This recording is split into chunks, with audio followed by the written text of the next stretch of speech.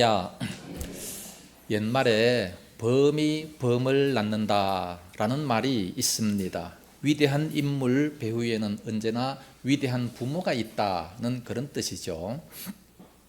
이스라엘이 쇠퇴해져 가는 그런 시기에 이스라엘을 바로잡았던 위대한 지도자가 있었습니다. 바로 사무엘이라는 사람인데, 이 사무엘이 그렇게 위대하게 된 데에는 바로 그 배후에 위대한 어머니가 있었다는 사실입니다. 우선 우리가 이 사무엘 시대의 그 역사적인 배경을 살펴볼 것 같으면 사사시대 말기였습니다. 삼손이 죽고 난 뒤에 이스라엘 백성들은 이렇다 할 지도자가 나타나지 않았고, 그 반면에 그 틈을 타가지고 이스라엘의 적대자 블레셋이 강세를 이루게 됐습니다. 전쟁이 자주 일어나게 되는 거지요. 그런데 그 시절에는 이스라엘이 영적으로 사회적으로 굉장히 쇠퇴의 길을 걷고 있었습니다. 오늘 보면 이 한나가 나오고 한나의 남편 엘가나가 나오게 됩니다. 그런데 이 엘가나의 그 족보를 바라보니까 레위 자손의 후손입니다. 레위 자손은 어떤 자손입니까? 제사장의 후손 아니겠습니까? 바로 레위 지파 사람들, 제사장 지파 사람들입니다. 그런데 그 가정이, 엘가나의 가정이 어땠습니까? 2절에 보니까 두 아내를 거느리고 있었습니다. 거기에 본처가 한나였습니다. 그런데 이 한나가 아들을 낳지 못했습니다. 아들이 없었어요. 그래서 엘가나는 첩을 두게 됐는데, 그 첩이 누구냐? 버닌나라는 사람이었습니다. 엘가나는 그 레위 사람인데 제사장 가문임에도 불구하고 두 아내를 거느리고 있었다는 것은 정말 하나님의 뜻과 상반되는 그 사실 한 가지만 봐도 그 시절이 얼마나 타락했다라는 것을 알 수가 있습니다. 그뿐만 아니라 3절 말씀해 보니까 그 당시 제사장이 누구였습니까? 홈리와 비느하스라는 사람이었습니다.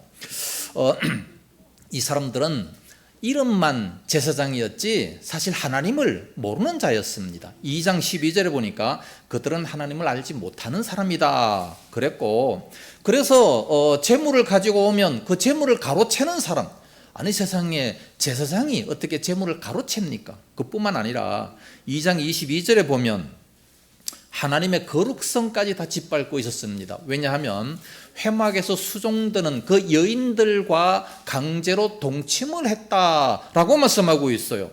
이와 같이 홈리와 비느하스는 제사장이었지만 영적으로 도덕적으로 매우 타락한 그런 사람이었습니다. 그러니까 이스라엘이 어떻게 바로 세워질 수가 있겠습니까? 하나님께서 가만히 보실 때에 정말 이스라엘을 바로 세울 영적으로 바로 서 있는 특별한 인물이 필요했습니다. 그래서 하나님께서는 그 영적인 인물 한 사람을 세우기 위해서 이제 그의 어머니 한 사람이 필요했는데, 그 어머니가 바로 한나라고 하는 사람이었습니다. 홈리와 비느하스는 하나님을 알지 못하는 자들이었지만, 그러나 한나는 하나님을 바로 아는 경건한 그런 여성이었습니다. 2장 1절서부터 보면 이 한나가 기도를 드리고 있는데 하나님의 절대 주권을 말하고 있습니다. 이 하나님은 인간을 높이기도 하고 또 낮추기도 하고 죽이기도 하고 살리기도 하고 부하기도 하고 또한 가난하게도 만드시는 이런 하나님의 절대 주권을 노래하고 있으니 한나는 정말 신앙이 바로 된 그런 사람임을 볼 수가 있습니다. 그래서 이와 같이 이 한나는 하나님 앞에 바로 섰는데, 이 한나가 어떠한 믿음을 가지고 있는가?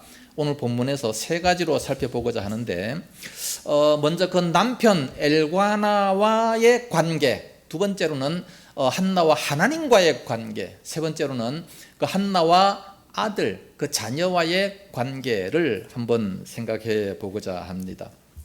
첫 번째는 한나와 그 남편 엘가나와의 관계입니다. 3절 말씀 보니까 원래 1장 전체를 다 읽어야 되는데 오늘 4절부터 읽겠습니다. 3절 보면 이 사람이 매년 자기 성읍에서 나와서 실로에 올라가서 만군의 여호와께 예배하며 제사를 드렸는데 엘리의 두 아들 홈리와 비느하스가 여호와의 제사장으로 거기에 있었더라. 홈리와 비느하스는 하나님을 제대로 알지 못했지만 그럼에도 불구하고 이 사람이 누굽니까? 엘가나 남편이죠. 그 남편이 매년 실로에 성전에 올라가서 나가서 하나님께 예배하고 제사했다라고 말씀하고 있습니다. 그 당시 실로에 하나님의 법궤가 있었기 때문에 그렇습니다. 영적으로 타락한 시대였지만 그러나 그 남편 엘가나는 열심히 하나님 앞에 나아가서 예배를 드렸다는 겁니다. 타락한 시대지만 열심히 경배하고 이렇게 제사를 드렸습니다. 한마디로 말하면 믿는 남편을 두었다라는 말씀이죠. 믿는 남편이 가정에 있다는 사실은 이 한나에게 있어서 얼마나 다행스럽고 감사한 일입니까? 아마 우리 가운데 믿지 않는 남편이 있어가지고 또는 믿지 않는 아내가 있어가지고 혼자 나와 예배를 드린다면 그 얼마나 마음이 아프겠습니까? 그런 경우에 이 자녀들을 하나님의 뜻 안에서 정말 경건하게 양육한다는 것은 대단히 힘들고 어려울 것입니다. 그런데 한나는 믿는 남편을 이렇게 가장으로 두었기 때문에 얼마나 다행입니까? 7절 말씀에 보면 매년 한나가 여호와의 집에서 집에 올라갈 때마다 남편이 그같이 했다. 그 남편이 여호와의 집에 올라갈 때, 성전에 갈 때 그 안에 한나도 항상 함께 있었다라는 것을 말씀하고 있습니다. 예배 드릴 때마다 항상 함께 있었다는 거지요. 그런데 그 남편이 어떤 남편이었습니까? 첩을 둔 남편 아니겠습니까? 옛날 속담에 첩을 보면 길가에 가다가도 첩을 보면 돌 붙여도 돌아앉는다, 그런 말이 있습니다. 돌 붙여도 어떻게 돌아앉겠습니까? 그만큼 첩을 둔 사람을 이렇게 경멸한다는 그런 뜻 아니겠습니까? 그럼에도 불구하고 이 한나는 그 남편에게 앙탈을 부리지 않습니다. 위선자 같은 당신이 하나님 앞에 가서 예배 드린다고 해서 그 하나님이 예배 받으실 줄 아냐? 당신이 실로로 가면 나는 베델로 가겠습니다. 아마 얼마든지 그런 앙탈을 부릴 수가 있었을 거예요. 그러나 절대 그렇지 아니하고 남편이 부족하고 남편이 허물이 많지만 그럼에도 불구하고 예배 드리는 일에 하나가 되었다는 사실입니다. 오늘날 우리의 남편과 아내에게도 부족함이 있고 허물이 많이 있을 수 있습니다. 그럼에도 불구하고 예배 드리는 일만큼은 하나가 되어야 됩니다. 어떤 사람은 싸웠다고 교회 안 나오는 사람들도 있어요. 한 사람은 나오고 한 사람은 또 딴 교회 가는 사람도 있습니다. 절대 그래서는 안 됩니다. 왜냐하면 예배는 생명보다 더 중요한 겁니다. 왜 그래요? 예배는 사명이잖아요. 우리가 하나님 앞에 받은 사명은 생명보다 중요한 겁니다. 바울이 그랬잖아요. 나의 달려갈 길 오직 복음 전거하는 일을 마치려 하면은 내 생명을 조금도 귀한 것으로 여기지 아니하겠다. 자기의 사명을 위해서라면 생명까지도 포기하겠다고 하는 이런 모습을 보게 됩니다. 우리가 예배 드리려고 하는 이 사명을 위해서라면 우리들의 육신적인 모든 문제 다 내려놓고 그리고 교회에 나와야 되는 거예요. 목사도 마찬가지입니다. 목사도 때로는 싸우는 목사들 많아요. 사모님들과 싸우는 목사 많습니다. 그럼에도 불구하고 교회 나와서 예배 잘 드려요. 만약에 목사가 싸우고 난 다음에 싸웠으니까 예배 안 드려, 교회 안 나오면 그 성도들 어떻게 되겠습니까? 네? 예배는 사명입니다. 사명은 생명보다 중요합니다. 그래서 이 한나는 엘가나와 함께 사랑하는 일에 하나가 되고 예배 드리는 일에 하나가 됐습니다. 4절과 5절 보니까 엘가나가 제사 드리는 날에는 제물의 분깃을 그의 아내 브닌나와 그의 모든 자녀에게 주고 한나에게는 갑절을 주니 이는 그를 사랑함이라 그랬습니다. 그 남편이 모든 식구들에게 다 나눠주는데 그런데 이 한나에게는 갑절을 주었다 말씀합니다. 왜 갑절을 주었습니까? 바로 사랑했기 때문이라 말씀하고 있습니다. 비록 한나는 아들을 낳지 못했지만 그러나 남편의 사랑을 받고 있었다는 겁니다. 한나는 자식을 낳지 못해 괴로웠지만 그러나 사랑을 받았기 때문에 얼마든지 견딜 수가 있었던 겁니다. 근데 이 더 괴로운 일이 있지 않습니까? 6절 보니까 여호와께서 그에게 임신하지 못하게 하심으로, 누가? 여호와께서 임신 안 되게 하셨다는 겁니다. 그러니까 그의 적수인 브닌나가 그를 심히 격분하게 하여 괴롭게 하더라. 아들도 못 낳는 것이 무슨 본처라고, 집 나가라, 아마 그런 별소리를 아마 다 했을 겁니다. 심한 멸시와 천대를 받았을 겁니다. 그렇다고 해서 성경 어디를 찾아봐도 이 한나는 다투었다, 싸웠다 그런 얘기가 없습니다. 그 버닌나와 싸웠다는 얘기가 없어요. 그 옛날 믿음의 조상 아브라함은 어떻습니까? 아브라함의 아내 사라는요, 그 첩 하갈이 격동시킬 때 어떻게 했습니까? 내쫓아 버렸어요. 그 아들과 함께 다 내쫓아 버렸잖아요. 그러나 한나는 그렇지 않았습니다. 믿음의 조상도 첩이 보기 싫으니까 내쫓았는데 한나는 그렇지 않았다는 겁니다. 8절 말씀 보니까 그의 남편 엘가나가 그에게 이르되 한나여 어찌하여 울며 어찌하여 먹지 아니하며 어찌하여 그대의 마음이 슬프냐 내가 그대에게 10 아들보다 낫지 아니하냐 하니라. 참 그래도 남편은 멋진 남편이에요.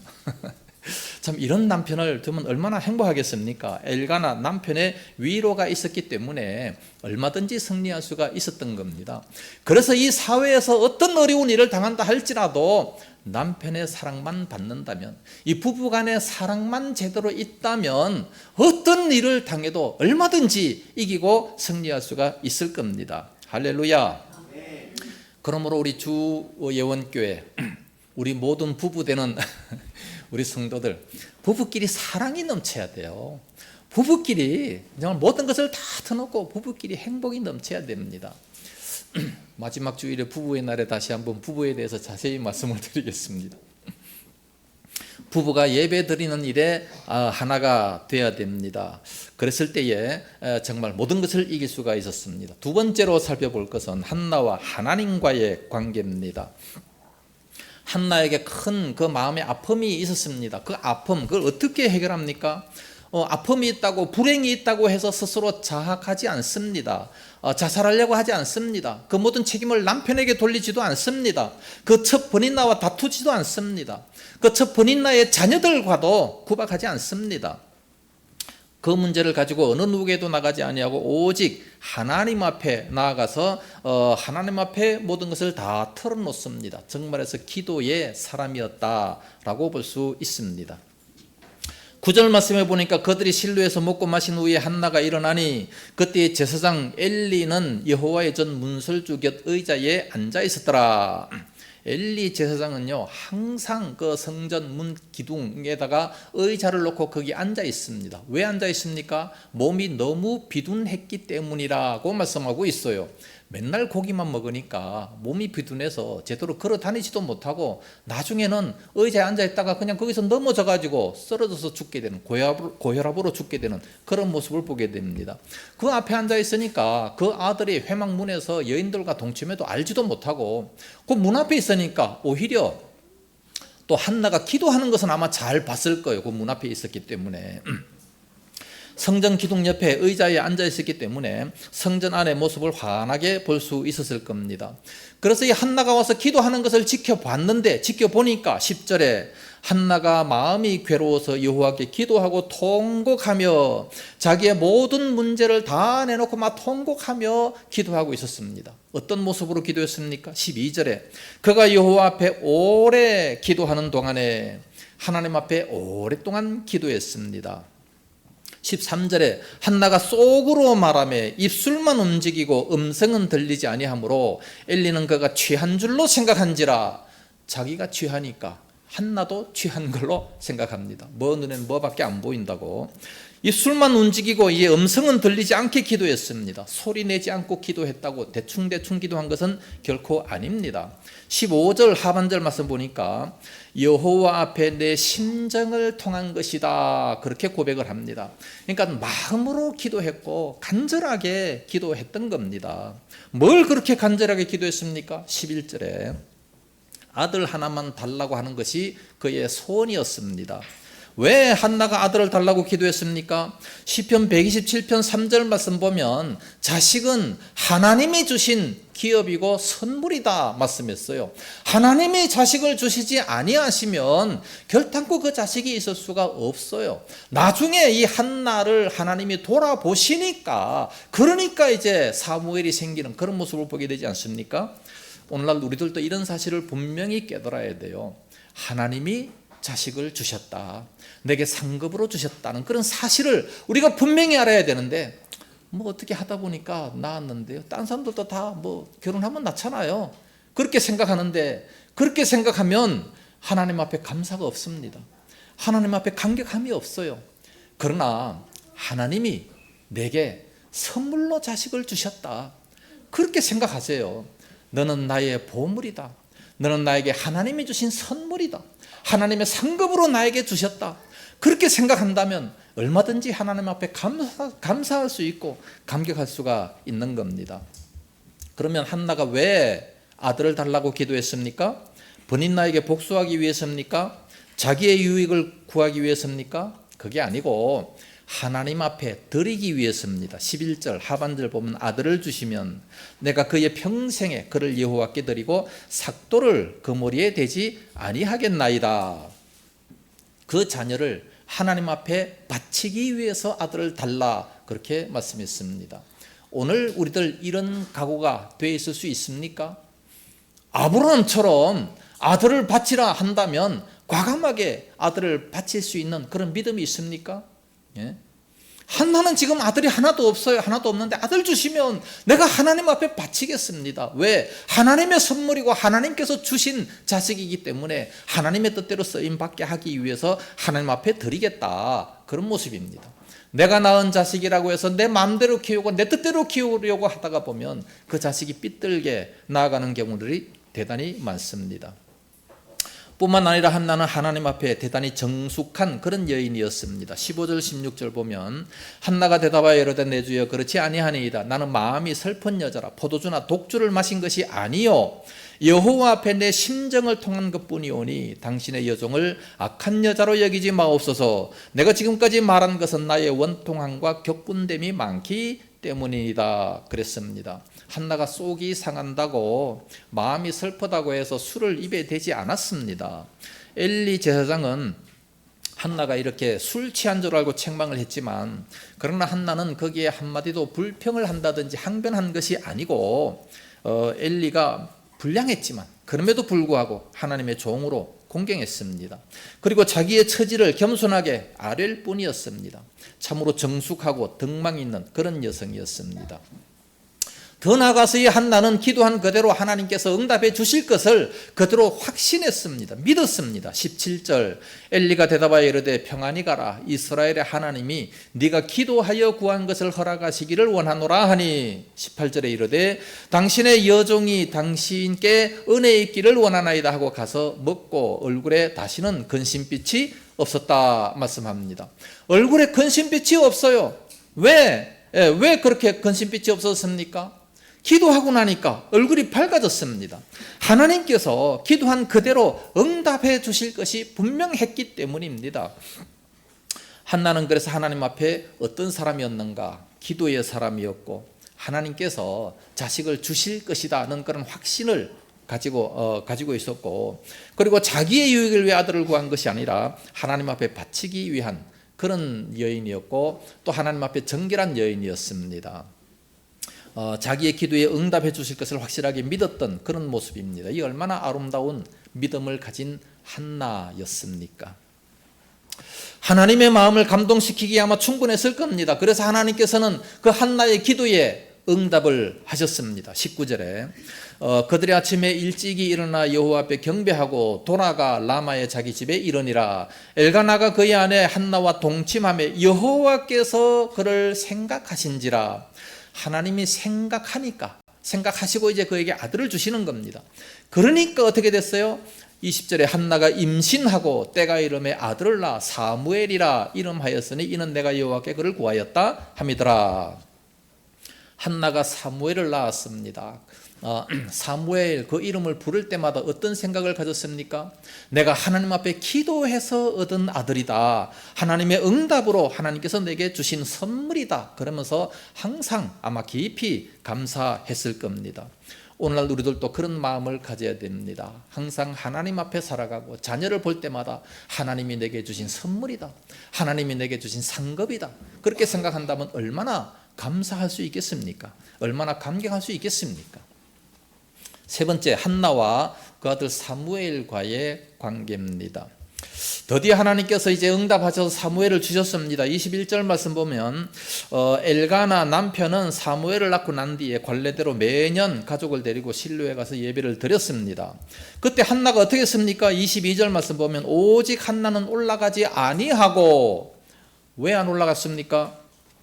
그 이유가 뭡니까? 22절 하반절에 보면 그의 남편에게 이르되 아이를 젖대거든 내가 그를 데리고 가서 여호와 앞에 뵙게 하고 거기에 영원히 있게 하리다 하니 젖대거든 영원히 거기에 있게 하겠다 그랬습니다. 정말해서 그 아들 사무엘을 돌보기 위해서 실로에까지 가지 못했다는 말씀이에요. 그 당시는 실로가 굉장히 멀잖아요. 하룻밤 이렇게 자고 가고 막 하는 그 정도니까 오늘날처럼 뭐 이렇게 뭐 수용차 타고 와서 교회 가까이 이렇게 바로 따고 오는 것이 아니기 때문에 너무 힘든 겁니다. 하나님께서 그에게 선물로 주신 귀한 아들인데 함부로 막 다뤄서는 결코 안 되겠다. 그래서 좀 잘 키우고 젖을 떼면 그때 가서 그 젖 떼면 바로 하나님 앞에 드리겠다 그렇게 생각을 한 겁니다. 정말로 하나님이 주신 너무나도 귀한 선물이기 때문에 그러므로 잘 양육하는 것이 훨씬 더 귀하다라고 생각을 했던 겁니다. 하나님께서 이 한나에게 주신 사명이 바로 그 자녀를 잘 키우는 이것이 가장 큰 사명이요 가장 큰 봉사로 생각을 했기 때문인 겁니다. 그래서 한나는 자기가 이제 하나님께 제사를 드리는 그것보다 아들을 잘 키우는 아들을 잘 양육하는 이것이 훨씬 더 귀한 봉사고 소중한 사역이라고 생각을 했던 겁니다. 오늘날 우리 부모 되는 사람들은 자녀를 정말 잘 길러야 돼요. 자녀를 잘 가르칠 수 있어야 됩니다. 주의 교양과 훈계로 잘 양육할 수 있어야 됩니다. 그 부모의 그 자식이라는 말이 있습니다. 부모가 어떠함에 따라서 그 자식도 똑같이 따라가는 그런 모습을 보게 됩니다. 부모가 했던 것을 그대로 보고 살았기 때문에 자식들도 그대로 따라가는 그런 모습을 보게 되는 거예요. 그래서 자식들과 이제 결혼할 나이가 돼서 그 자식을 볼 때 그 부모를 보라 그런 말도 있지 않습니까? 그러니까 꼭 같이 닮아가니까 자녀를 잘 키울 수 있는 그런 모습이 되어야 됩니다. 그 이후에 그때 이제 엘가나 남편은 어떠한 태도로 보였습니까? 23절에 보니까 그의 남편 엘가나가 그에게 이르되 그대의 소견에 좋은 대로 하여 그를 젖댈 때까지 기다리라. 오직 여호와께서 그의 말씀대로 이루시기를 원하노라 하니라. 이에 그 여자가 그의 아들을 양육하며 그가 젖댈 때까지 기다렸다 말씀합니다. 남편 엘가나는 그 아내 한나의 말에 동조했습니다. 남편은 정말 이해심이 대단히 많은 그런 남편이었습니다. 대부분 남편들도 보면 또 교회 안 간다 그러면 신앙이 없다고 또 막 책망하고 하는 그런 경우들도 상당히 많이 봅니다. 그러나 부부가 대화를 충분히 하다 보면 모든 말에 서로 이해가 다 됩니다. 대화를 안 하고 자기 고집만 내세운다면 싸울 수밖에 없는 거예요. 그러나 왜 그렇게 해야 되는지 서로가 대화를 하다 보면 서로가 충분히 이해를 할 수가 있어요. 그러니까 얼마든지 그렇게 동조를 해줄 수가 있는 것이죠. 드디어 이제 사무엘이 젖을 뗐습니다. 그때 아마 나이가 한 3살 정도 되지 않았겠는가 생각합니다. 24절 그 이후에 보면 한나는 이제 자기가 하나님께 서원한 그대로 사무엘을 데리고 여호와의 집에 올라갑니다. 그리고 서원대로 하나님께 바쳤습니다. 혈육의 정 때문에 하나님께 서원했던 일을 저버리지 않았던 겁니다. 젖을 떼기가 얼마나 힘들겠습니까? 젖을 떼고 그 정말 사랑하는 그 아이를 정말 엄마와 이렇게 이별하는 것이 얼마나 힘들겠습니까? 아브라함이 독자 이삭을 하나님 앞에 바쳤던 그게 아마 위대한 신앙이다라고 우리는 많이 말하지만 그러나 그 역시 갓 젖을 뗀 그 아들 3살밖에 안 된 그 어린 아들을 하나님 앞에 바친 이 한나 역시 대단한 위대한 그런 신앙이다라고 말할 수가 있습니다. 이제 한나와 엘가나는 집으로 돌아왔습니다. 사무엘은 그의 집에 하나님의 집에 이제 머물게 했지요. 한나가 자기 아들 사무엘을 하나님께 이렇게 바쳤다고 해서 이제 더 이상 자기 아들 사무엘에게 관심이 없었습니까? 그것이 아니죠. 2장 18절 말씀 보면 사무엘은 어렸을 때에 세마포 에봇을 입고 여호와 앞에서 섬겼더라. 사무엘은 어렸을 때부터 이제 성전에서 이렇게 잘 섬기는 일을 배우게 됐습니다. 그런데 2장 19절에 보니까 그의 어머니가 매년 드리는 제사를 드리러 그의 남편과 함께 올라갈 때마다 작은 겉옷을 지어다가 그에게 주었다라고 말씀하고 있습니다. 이런 것을 본다면 이제 뭐 성전에 맡겼기 때문에 뭐 교회에서 알아서 하겠지. 그게 아니고 항상 관심을 가지고 그가 입는 옷을 다 이렇게 지어다가 갖다가 주고 항상 이 뒷바라지를 잘 잘해줬다는 말씀이에요. 이게 바로 부모가 해야 될 마땅한 일 아니겠습니까? 한나의 일은, 한나의 이야기는 그것으로 끝나지 않고 2장 21절 말씀 보면 여호와께서 한나를 돌보시사, 하나님께서 한나를 돌봤어요. 아들 하나가 없어가지고 그렇게 외롭고 막 통곡하며 기도했는데 그 아들 하나 줬습니다. 그런데 그 아들 하나님께 바쳤어요. 또 아들이 없잖아요. 그럼 어떡합니까? 여호와께서 한나를 돌보시사 그로 하여금 임신하여 세 아들과 두 딸을 낳게 하셨고 아이 사무엘은 여호와 앞에서 자라니라 그랬습니다. 하나님께서는 사무엘을 받으실 뿐만 아니라 그렇게 행동했던 그 한나의 가정을 하나님께서 기억하시고 불쌍히 여기셔서 더 복을 주셨습니다. 세 아들과 두 딸을 더 낳게 하셨어요. 풍성한 복을 허락하신 거 아니겠습니까? 이스라엘 백성들은요, 자식을 많이 낳는 것이 가장 큰 복으로 그렇게 여깁니다. 그 자식들 중에 누가 메시아가 될지 모르니까 많은 자식을 낳는 것이 가장 큰 복이었습니다. 오늘날 우리들도 많은 자식을 낳을 수 있어야 돼요. 하나 낳고 그만 낳는 그런 모습 하지 말고 많이 낳아야 돼요.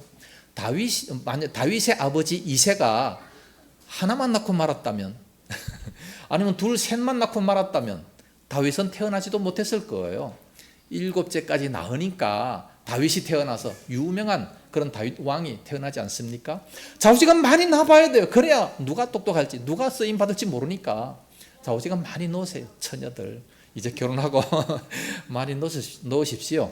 뭐 이미 공장문을 닫은 사람들은 할 수 없고 뭐 그런 사람들에게 어떻게 무슨 말을 하겠습니까? 뭐 문 다 닫겠는데. 하나님께서는 이와 같이 받기만 하시는 분이 아닙니다. 하나님 앞에 우리가 바쳤다고 해서 그만큼 손해다 그렇게 생각하면 안 됩니다. 왜냐하면 하나님은 받기만 하시는 분이 아니라 더 많이 베풀기를 원하셔요. 오늘날 모든 부모들은요, 자녀들에게 주기를 원합니다. 자녀들에게 많이 베풀기를 원해요. 그런데 부모가 힘이 없어, 부모가 재산이 없어, 그러니까 못 주는 것이지. 그러나 우리 하나님은 전능하신 하나님, 없는 것이 없어진 하나님, 모든 것을 가지신 하나님께서 우리 하나님의 백성들에게 무조건 많이 주시기를 원하십니다. 에베소서 3장 20절 말씀 보면 우리가 온갖 구하거나 생각하는 것에 더 넘치도록 주시겠다 그렇게 말씀합니다.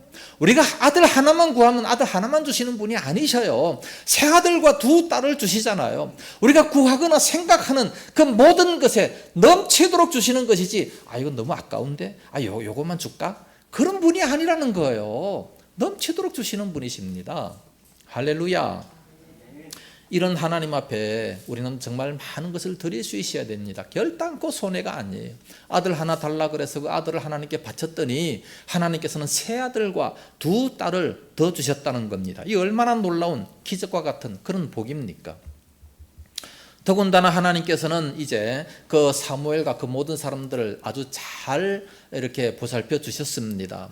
하나님이 그를 돌봐 주셔서 잘 자라게 했는데 2장 26절에 아이 사무엘이 점점 자라매 여호와와 사람들에게 은총을 더욱 받더라. 하나님께도 은혜를 받고 사람들 앞에서도 더욱더 사랑을 받는 이런 모습들, 우리가 하나님을 잘 섬기면요 하나님도 기뻐하시지만 사람들도 참으로 이렇게 기뻐하는 그런 모습이 돼야 돼요. 뭐 어떤 사람은 하나님 앞에는 열심히 하지만 사람들과 관계가 잘못되는 그런 경우들이 대단히 많습니다. 사람들과의 관계를 제대로 하지 않고 뭐 기도만 한다고 하면서 항상 교회에서 사는 이런 사람들이 많아요. 잘못된 신앙입니다. 우리의 사명을 제대로 감당해야지요. 3장 19절 말씀 보면 사무엘이 자라매 여호와께서 그와 함께 계셔서 그의 말이 하나도 땅에 떨어지지 않게 하시니 사무엘은 기도하는 것들마다 전부 다 응답받게 되는 그런 은혜도 주셨다는 말씀입니다. 하나님께서 이 사무엘을 잘 돌보셔서 쓰러져가는 그 이스라엘을 바로잡는 이스라엘의 그 위대한 지도자가 되게 하신 겁니다. 인터넷에 보니까 이호선 상담 교수가 있습니다. 이분이 이런 말을 했습니다. 자녀와 단절되는 비결과 또 자녀와 잘 되는 비결 세 가지가 있다라고 말씀합니다. 자녀와 단절되는 비결 세 가지, 먼저 보면 첫째, 자녀를 비난하는 것이고, 두 번째, 자녀를 착취하는 것이고, 세 번째, 자녀들 앞에서 엄살 부리는 부모. 그러면 자녀들과 단절이 됩니다. 자녀들이 자기한테 잘 못한다고 자꾸만 자녀를 딴 사람 앞에 비난해요. 어떻게 해서라도 자녀들 거를 착취하려고 합니다. 그리고 자녀들 앞에 가서 막 엄살 부리면서 뭐 죽겠다 그러고 돈 없어 죽겠다 그러고, 이런 사람들은 자녀들과 단절이 됩니다. 그럼 어떻게 해야 자녀와 잘 될 수 있는가? 잘 될 수 있는 비결 세 가지. 첫째는 절대 섭섭해하지 말고, 둘째, 옆집이나 이웃처럼 살고, 셋째, 무슨 일이든지 감탄해라. 그렇게 얘기했습니다. 절대 섭섭해하지 마세요. 생일날인데 왜 용돈 안 줘? 섭섭해하지 마세요. 예. 그리고 이웃집 사람처럼 생각해. 내가 키웠는데. 그러지 마시고 이웃집 사람처럼 생각하라 그 말입니다. 오면은 감사하고 뭐 안 와도 할 수 없고 그런 거지 뭐. 그걸 가지고 뭐 어떡합니까? 예? 우리가 부모가 되니까 자녀를 그렇게 생각하지, 자녀들은 부모 그렇게 생각 안 합니다. 예? 그리고 자녀가 하는 일에 무조건 감탄해 주세요. 이야, 어떻게 그런 생각을 다 했냐? 이야, 정말 잘했다. 무조건 칭찬해 주세요. 예, 그러면은 이제 자녀와 부모 간의 관계가 잘 되게 됩니다. 결론적으로 말씀을 드립니다. 가정의 달입니다. 경건의 어버이, 경건의 어버이의 본이 되는 이 한나의 모습을 잠시 생각해 봤습니다. 오늘날 우리 부모들은 이 한나처럼 남편과의 관계가 잘 되고, 또 하나님과의 관계에서, 또 사람과의, 자녀들과의 관계에서 정말 아름다운 본을 보일 수 있는 그런 모습이 될 수 있기를 바랍니다. 그래서 하나님 앞에 자녀들이 크게 쓰임받고 나라와 민족 앞에서도 하나님께 크게 영광 돌리는 그런 놀라운 은혜가 있기를 예수님 이름으로 축복합니다.